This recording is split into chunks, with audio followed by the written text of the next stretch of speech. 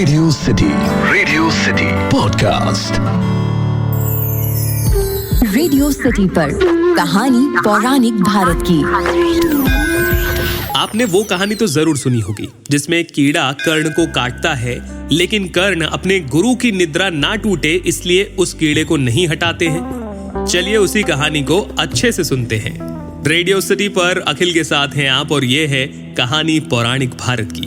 और आज की ये कहानी आपको महाभारत में पढ़ने को मिलेगी, जहां पर ब्रह्मास्त्र के ज्ञान के लिए कर्ण अपनी पहचान छिपाकर परशुराम जी के पास पहुंचते हैं और वहां उनसे ब्रह्मास्त्र का ज्ञान लेते हैं। उसके बाद एक समय बुद्धिमान परशुराम जी कर्ण के साथ अपने आश्रम के निकट ही घूम रहे थे। उपवास करने के कारण उनका शरीर दुर्बल हो गया था। कर्ण के ऊपर उनका पूरा विश्वास होने के कारण उसके प्रति उनके मन में सौहार्द था। इसीलिए गुरुवर परशुराम कर्ण की गोद में सर रखकर सो गए। इसी समय लार, मैदा, मांस और रक्त का आहार करने वाला एक भयानक कीड़ा, जिसका डंक बड़ा भयंकर था, कर्ण के पास आया।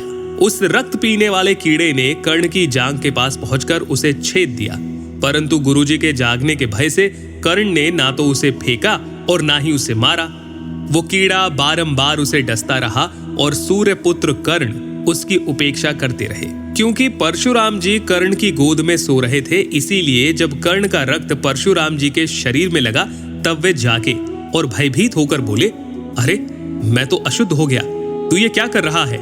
भय छोड़कर मुझे इसके विषय में ठीक ठीक बता। तब कर्ण ने उस कीड़े के काटने की बात बताई। परशुराम जी ने उस कीड़े को देखा। उसके 8 पैर, तीखी दाढ़ें, सुई जैसे चुभने वाली रोमावली यानी कि उसके शरीर के बाल और सुई जैसे चुभने वाले उसके शरीर के बाल। उस कीड़े का नाम अल्लर्क था।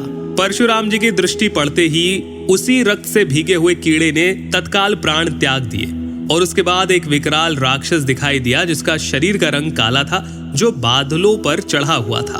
उस राक्षस ने पूर्ण मनोरथ हो हाथ जोड़कर परशुराम जी से कहा, आपका कल्याण हो, मैं जैसे आया था वैसे ही लौट जाऊंगा।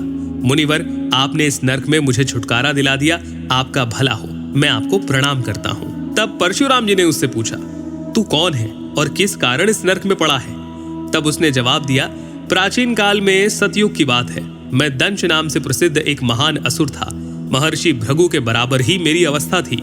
एक दिन मैंने भृगु की प्राण प्यारी पत्नी का बलपूर्वक अपहरण किया, जिससे महर्षि ने श्राप दे दिया और मैं कीड़ा होकर पृथ्वी पर गिर पड़ा। आपके पूर्व पितामह भृगु जी ने शाप देते समय कुपित होकर मुझसे इस प्रकार कहा कि तू लार, रक्त आदि खाने वाला कीड़ा होकर नर्क में पड़ेगा। तब मैंने उनसे कहा, ब्राह्मण, इस शाप का अंत भी होना चाहिए। तो उन्होंने यानी कि भृगु जी ने कहा कि भृगुवंशी परशुराम से इस शाप का अंत होगा। मेरी वही गति हुई। साधो, आपका कल्याण हो, आपने मुझे इस पाप योनि से बचाया है। ऐसा कहकर वो महान असुर उन्हें प्रणाम करके वहां से चला गया। और इसके बाद परशुराम जी ने जो कर्ण को पूछा कि तुम कौन हो, और फिर कर्ण को श्राप दे दिया कि तूने ब्रह्मास्त्र पाने के लिए मुझसे अपनी पहचान छिपाई थी, इसीलिए जब तुम्हें उसकी सबसे ज्यादा आवश्यकता होगी तुम उसे भूल जाओगे।